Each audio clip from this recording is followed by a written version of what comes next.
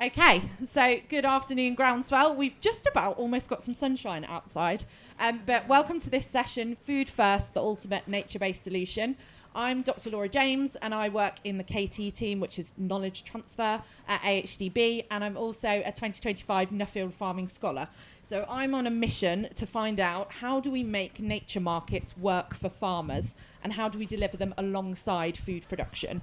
So on this mission here today, I have three very expert panelists who I will be directing all your very difficult questions to. So I'll introduce each of them, and then this session is only 25 minutes today, so it's very much going to be a starter for 10, and we're going to hang around and answer lots of questions and have good discussion afterwards, so please feel free, if we run out of time, to ask more questions. So first up, we have Jake Freestone over on the far right. Probably shouldn't say far right on the sessions that are being recorded, should you? We'll go, it's your left, far left. We'll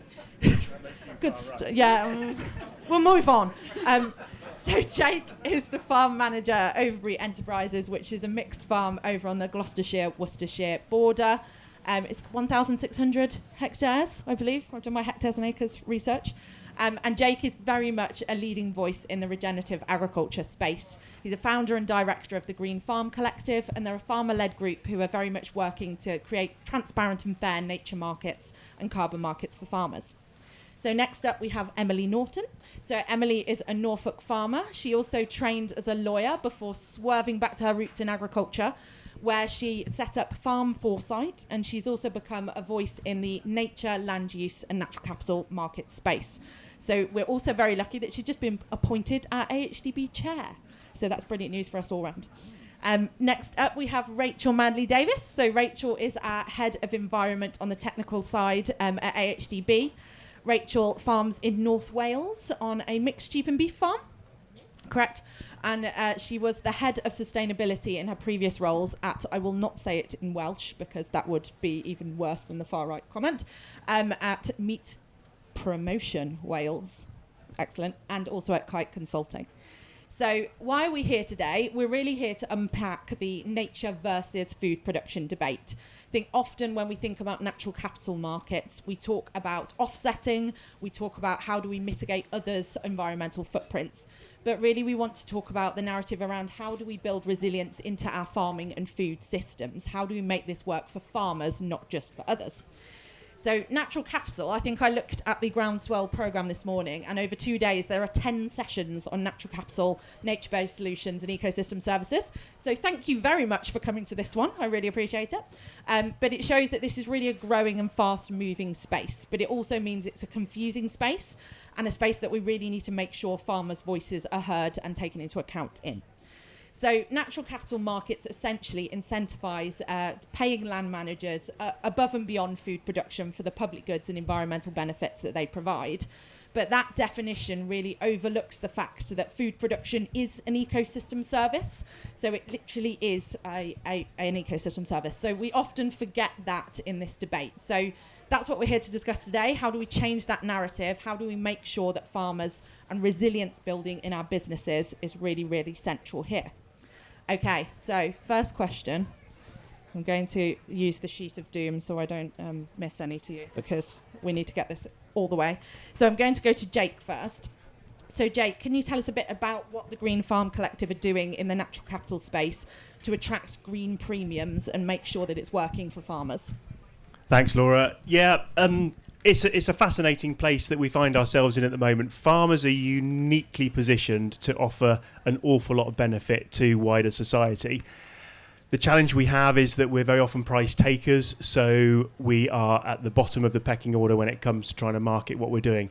So within the Green Farm Collective, we're looking about how we can farm in a more sustainable, more regenerative fashion, but actually capture the value of that increased benefit nutritionally, environmentally, back onto the farm. So we've created a wheat standard, which has been taken up by Eurostar's Commodities, looking at marketing a regenerative certified wheat that's going into pizzas and going into bread. Lots of artisan bakers are taking it on.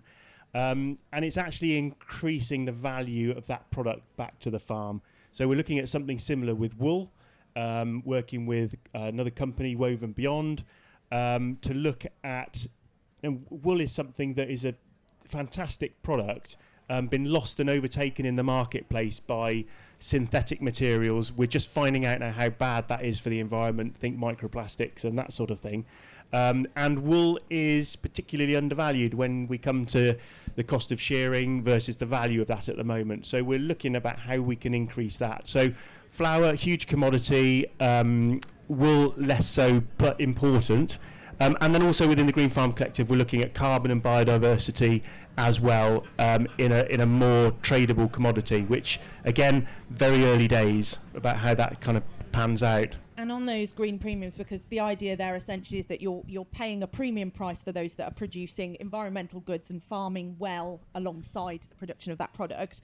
What do you see happening going forward in that space? Are you concerned that once those markets develop, actually, if the supermarket doesn't want to pay that premium, eventually does that get squeezed? It's a real risk that happens. As you raise the bar, everybody sort of tries to kind of catch up, and then that standard becomes the norm. I think in the current economic climate that we find ourselves in, I don't think that's going to happen. I was talking to some large companies the other day, and one of the conversations we had was that they would really love to invest more money in regenerative products, but they wouldn't be able to be the first because it would put them at an economic disadvantage and open the door to their competitors. And that is where we find ourselves in the marketplace, which is a huge challenge. So at the moment it's kind of quite niche, but the interest in regenerative farming and the way that food is produced is rapidly growing, and there is becoming more and more interest in it. So we need to be able to sell that as a story, bring that value back to the farmer, really. Yeah, completely. I think on that narrative bit and that storytelling bit, I'm going to go to Emily. And I think if we kind of step back to the land sharing versus land sparing debate that we all love to tackle, do you think that is actually a false choice, really? Does it have to be one or the other? How do we do food and nature? Well, it probably needs to be both.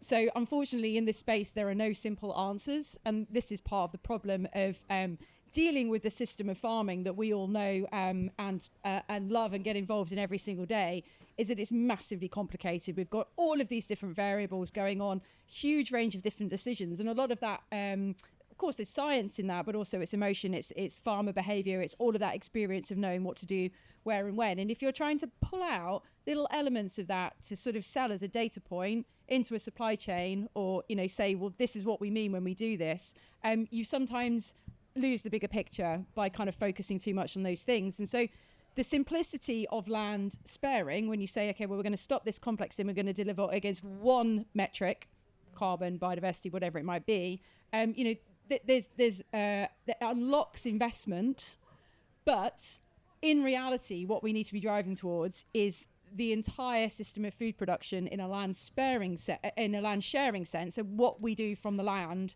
integrated into the land in order to produce food ultimately has to be where farming goes, because it's our primary customer, it's our dominant customer, they want us to be better too. So working with supply chains increasingly to drive that, and working out how we make that very complex system as simple as possible for them to invest in, is really the conundrum we're facing here. And I think particularly on that metrics point like you make there, we become very focused on, you know, supply chain metrics, and we can often feel that lots of data is being requested from us. There's lots of different people asking for lots of different things. So I guess, Rachel, that's part of your work at AHDB, but I kind of had a point around, we often, we've talked about before, how we show up as a big red X in the farming community on a lot of supply chains books because of not necessarily brilliant baselining data. So what's the value in, how do people do baselining themselves? Who should be paying for it? Why do we need it? Baselining, all of it. Answers on a postcard. Everything. And I think it's always just taking a step back sometimes. And actually, I'm always absolutely overwhelmed into how much we can deliver at farm. And I think it's remembering that all these things absolutely interlink across the co-benefits alongside producing food. So it goes back, though, to measuring it. And that's the key, because we all know that we can feel it, we can see it. But actually, without measuring it and without starting from that baseline position, it's absolutely pointless. And I think I'm hoping that you're all fully aware of our baselining project that we're doing at the moment across £170. Oh, £170. Costs more than that. Costs more than that. If only it was £170. Across 170 farms throughout the UK, across sector, the first ever of its kind on this scale, and it's absolutely fundamental in giving us that clear picture in terms of above and below ground carbon and also emissions at farm level. And actually that's just the start of it. And the idea is it should be the catalyst that we can really demonstrate not only to governments but to ourselves and also our supply chains the need of having really comprehensive, reliable and something that's so, it's full of integrity in terms of baselining. So yeah, 100%. I think building on that, I was in a session this morning on natural capital because I'm trying to go to them all, that was really interesting. And there was a brilliant case study of a brilliant natural capital study that's going on, and they showed some actual financial figures behind it, and I was like, that's great, that's really open, that's really honest. But what it showed is that baselining is blooming expensive, let alone the cost of doing the legal frameworks, everything on top of that.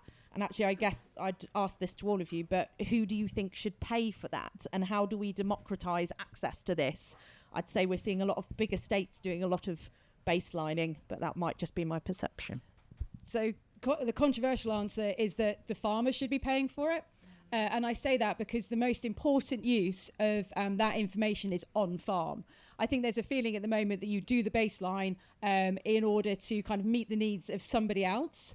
But fundamentally, farm environmental data should stay on farm for the farmer to use. It's their kind of core information as to how to make their business as successful as possible against all of the different expectations we know that are going on, including climate resilience. You need to know how your business is kind of showing up and where your weak spots are. And so it's baselining, but it's also then the benchmarking bit, which is so important to be able to build those correlations between environmental sustainability and financial sustainability, right? So that's that whole information space.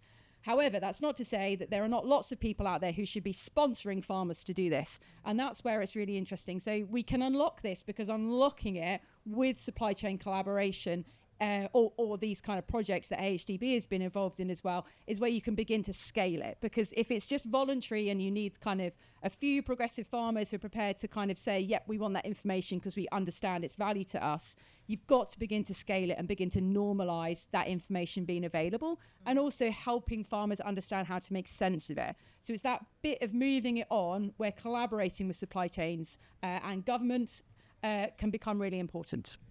Can I just come in there? I mean, I don't want to be a bit spicy, and I also don't want to go against or contradict our new chair. But I wonder sometimes as well, is I absolutely agree in terms of that transparency and farmers owning their own data and having control of that. But actually, I suggest that perhaps sometimes there is a role for government, and it goes back to my point, the fact that we can deliver multiple co-benefits alongside producing sustainable, nutritious food that actually benefit society as a whole. And actually, is there not a role, therefore, for government perhaps sometimes, at least that initial baseline, to really get in there to ensure integrity, to ensure independence, and ensure that we've got the right data where it needs to be? Yeah, I think we'd all like a bit of political certainty, wouldn't we? Okay, so Jake, do you have anything that you want to say on that point as well? I think, how are you doing that with the supply chain? Yeah, I was just going to add, actually, partly agreeing with Emily in that I think that data is really valuable about how you can manage your business. Especially if we're talking about carbon. Carbon for me is about writing checks away for energy, for machinery and efficiencies and things like that. And if you can get a handle on that information and use that to make proper business decisions, then that's really, really helpful, really important. So I can see both sides of the argument here.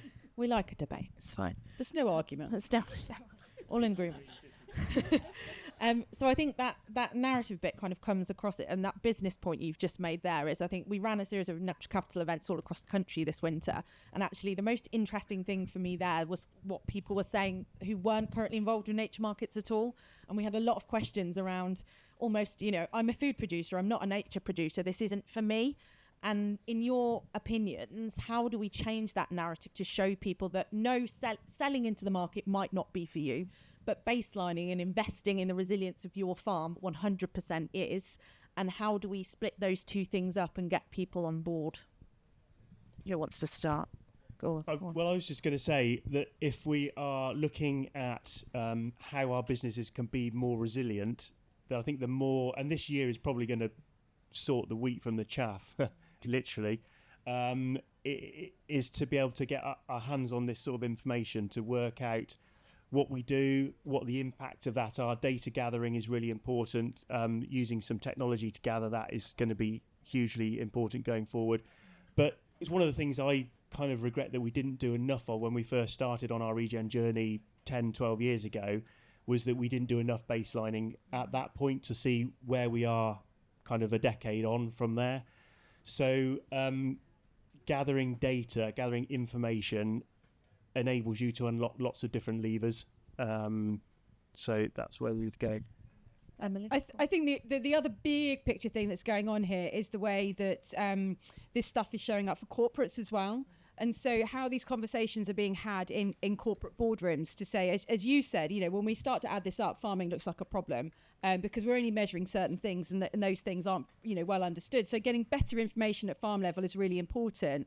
But the most progressive businesses are realising that reporting doesn't bring resilience.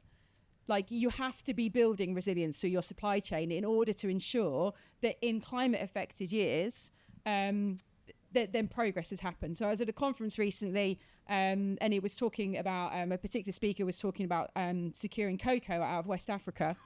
And yields are down 30%, which, I was at Norfolk Show the other week and the guy was showing me, we were laughing. It was one of those chocolate fountain things, and the bag of chocolate used to cost 50 quid and now costs 150 quid, right? That's the direct impact of climate change. This corporate saying, if we hadn't invested in climate resilience in those places, our yields would have been down 30%, but because we have, they're only down 10%.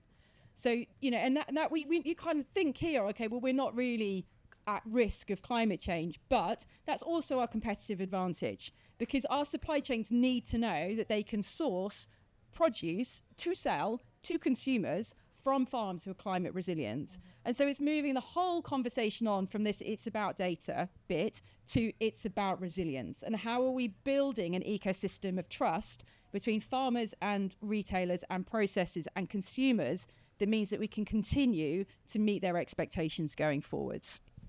Absolutely. Go on, Rachel, do you want? Well, I had 3 points, and actually 2 of them already been taken. Excellent. Which was, so my final point, so obviously it's the data and understanding what it means. Climate resilience and climate adaptation, absolutely fundamental, and our ecosystems are actually key to that and fundamental.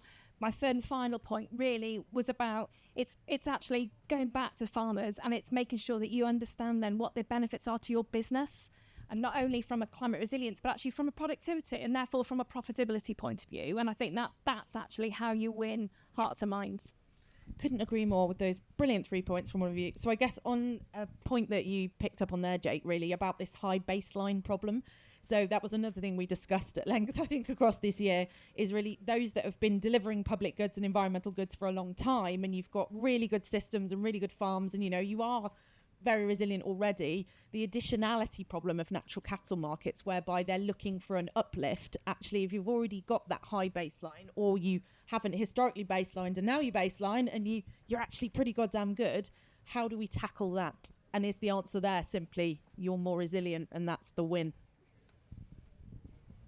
No answers. Well, no, seriously, we're at this odd inflection point at the moment. The market at the moment doesn't make sense, but for anybody here who's from a commercial property background, might know that there's a difference between a green premier and a brown discount. And what we're not getting at the moment is this distinction between kind of being paid to do better and actually not being allowed access to a marketplace or getting a penalty in the marketplace if you're not there.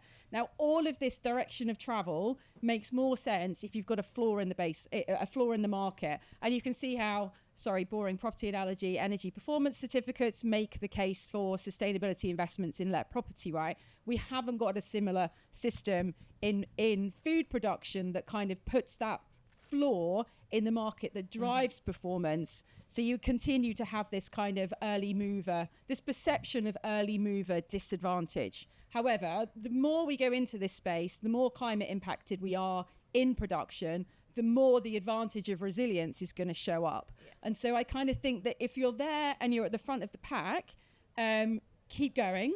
And if you're not there, get hold of any money that you can get hold of from anywhere in order to get you there, because everybody is going to have to be there eventually. Yeah. There's probably an additional point, and I'm saying this as the lonely sort of Welsh person on the panel. Yeah. Is it's also remember that actually, especially if we look at sort of biodiversity net gain, for example, it doesn't exist in Wales. Yeah. So also it's also about understanding not only is it perhaps unfair if you're an early adopter, but actually also it's not a level playing field across the UK as well. So it's very much quite England centric. So it's just bearing in mind that, Definitely. That was my next Rachel question, which was tenant farmers and upland farmers. What are the opportunities there? But I think so we're vastly running out of time because we're all so passionate about this. So I'm going to do a final question from me to you guys, and then we'll open it up to the floor. So think of your questions now before I open it up. But essentially, I guess what you touched on there, Emily, that the future of these markets, are we going to rely on carrots as incentives, or are we going to rely on sticks when it comes to regulation and polluter pays principles? Where do you think this is going to end up? C, all of the above. Tragically, there's not a single version of any of this which is going to be the sole truth. In reality, it's going to be driven by all of this. The regulatory baseline is going to get tougher. It's clear in all of government messaging there is no cash, but they have got regulatory levers that they can pull, and particularly on water quality, I think we're more likely to get that kind of thing. The carrot needs to be there to pay for extra actions over and above what we would have been doing anyway.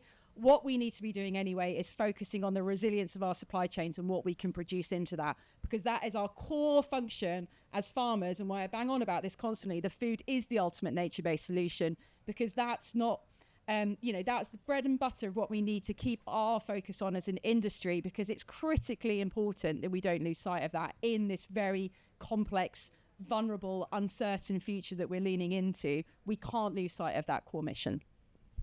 Agreed. What a point to finish on. I don't have anything to add. Okay, so as we are nearing the end of the session, I'm going to throw it open to the floor. Does anyone have a question that they would like to ask? We have a roving mic somewhere. Do we have a roving mic? Hey, Bev. Fabulous. I think the gentleman here. Yeah, go for it. Hello, good afternoon. You talk about data and the value of data to the farmer and how he uses that data to become better and more efficient and look after nature and things. But surely that data has a value throughout the supply chain. And should that data attract a value, a commercial value, a premium? And should the people that you are supplying as a farmer pay for that? We shouldn't give it away, is my opinion. Agreed. What's yours? I would agree. I don't think we should give it away. It has a value, even if it's just how we use that information to manage our businesses. I think where there are companies interested in that, then there's a negotiation to be had about how that sort of plays out. So we do some sustainability work for one of our customers, and that is kind of focused into some of the pricing as well as to what we get for those crops. But you're right, it has a value, needs to remain on the farm. And I think we very much agree with that at AHDB. As an independent voice, we're very keen on developing this space. So, Rachel, do you want to talk about that? Yeah, there's a new initiative actually that we're involved with called the Farm Data Exchange. That's exactly that. It's about a mechanism that ensures, a bit goes back to Emily's initial point about transparency and farmers sort of owning and being in control of their own data. And that mechanism exactly designed for that. I think probably an additional point is always that as understanding, and this would be as a farmer as well, that it's my data, but it's understanding that actually I also need that data and that supply chain to use that data. It's my continued license to operate in the future. So I think sometimes it's about understanding how it plays that role in the supply chain, but absolutely ensuring that we maintain control. Thank you. Yes, we have another lady just here, Bev, just to your left. Thank you. Just on the back of the land use framework consultation, I'm aware that there's been a lot of expectation and indeed need in terms of climate resilience for nature-based solutions. But I'm not aware of the food production requirement sort of sitting as, I don't really see how influential that is in that bigger national discussion. And whether what your views might be on local market forces driving some of that land use change decision, or whether or not it might be better to have a bit more top-down government influence, because I know land use frameworks in the past have not been successful. So the two ladies to my right have very much been working on the land use framework consultation responses. So I'm going to hand over. I would only say that I pledge to make sure that food is absolutely not forgotten in that land use framework. But it speaks to what government is interested in and what government is holding itself accountable to in terms of the Environment Act targets and Climate Change Act targets. There is a missing leg of the stool there, which is clearly to do with food, right? And so kind of being wishy-washy in that space isn't going to cut it. But actually, I think us as an industry, we can do that. We can say this is why this is important. We are too important to be forgotten, but we have to work with the supply chains who are dependent upon us and the consumers who are dependent upon them in order to say that this is not forgotten. What I don't want is for that stuff to be in competition with government policy. So it's on organisations like AHDB to be leaning into those conversations to say, yes, and we can do this. And it's always yes, and we get it. We get kicked so often, but this is about not being bad and broken, but about being good and being able to deliver more. And I think we've really got to move ourselves into that narrative to be successful. Absolutely. Go on, Rachel. We were really robust with our response, I'll be honest. Well, as robust as an arm's length body can be. But we were really clear in terms of providing an evidence-based response. But actually, we shouldn't be displacing food production when we're looking at land. And actually, it's one of our primary goals. So we were quite bold on that, and we still sort of stand by those things. And it goes back to the point that actually, these things are mutually exclusive. You can deliver the nature and climate as well as producing sustainable, nutritious food. And we were really bold in that, and we will continue to engage along that dialogue to ensure that it is absolutely at the forefront of policymakers' minds. Absolutely. Okay, any more questions? I'm aware I can't see you around the corner, so wave at me if you have one. Chant over. Hello, Richard. Pass it over to Bev. Thank you, Richard. Has any of the panel got any idea where we're going when we haven't got any of government involved in any of these sort of events? I think it's mad. We're all feeling we're trying to do the right thing, and we got no support from government, no engagement with the government. Anybody got any ideas where we go from here? I believe someone had a meeting with the Agriculture Minister this week, didn't they? There isn't no support, and there is a huge amount we can do as an industry to help them make good decisions. And that's, again, what we can do. I think we can't expect government to fix problems. We can go forward with solutions. And I think if we get our kind of agricultural strategy together to say this is what we need as an industry to be successful, we've got a much more coherent ask into government, particularly if it aligns behind the things that government considers to be really important, like economic growth and opportunity. And we can do that. We can sing on so many levels if we get that ask done in a coherent way. And so, again, I pledge I will do my bit to answer that challenge. I mean, and just to add to that is again, this might be a bit controversial sometimes, but I always think that we, again, you've heard me say it about 100 times already today, that we deliver more than just food as well. And I think that's really powerful across government, is we've got lots of solutions to lots of different problems. So, I've got one eye on DESNEDs, they're responsible for net zero. We can absolutely help them deliver what they need to through our sort of farm landscape. And I think, let's be bold, let's be strong, let's demonstrate, not be defensive, but actually what are the solutions, what are we doing, and actually what can we do for them? I'm just going to add, a lot of these solutions have been put forward to government already. My worry is that they're not particularly listening. And I think that's the challenge that we have as an industry, as to how we can actually shape them into some kind of action. A lot of solutions been put forward, more sustainable farming, etc., SFI, fantastic scheme, sending the right money in the right direction. But I'm not sure that ears are particularly open enough at the moment. But we've got to keep battering on the door. Yes, question down the front here. I'm going to take you as the final question, and then feel free to stick around for conversations afterwards. Hi. It's not a question, it's more of a point. And to kind of speak to Richard over there, you use the word resilience multiple times across the agricultural sector because food production is core to our survival. Resilience is really important. But I'm going to do another R word, and that's risk, effective risk management. We've looked at what's the opportunities and where's the policy direction that we are going. The government is quite clearly signalling we want environmental outcomes and food production. But looking back, the risk of the current business model, maybe it's because farmers sit with the pressure right to their face. But the current business model is totally and utterly broken. Just because these environmental markets are nascent and they're coming and they're bitty and they're annoying and they're not quite here yet and people get really frustrated, standing still and the status quo is the worst thing you could do as an agricultural person. Always look forward, always be entrepreneurial, and resilience and lower risk management will make you a more profitable business over the long term. I take your point, but I'm going to have like a big red buzzer when anybody says that this system is broken. This system delivers like however many, 220. I'm just like the number of people in this country times 3 meals per day, 220 individual miracles every single day, right? That keep this country fed. And to say that it's broken, I think just does an enormous disservice to everybody who's working across the sector. Can it be better? Yes. Right, and that's the collective challenge as we lean into all of these new spaces. But I'm just going to push back consistently forevermore on people who say that it's completely broken. It isn't. It's successful. It's doing an enormous job of providing consumers with a huge range of choice.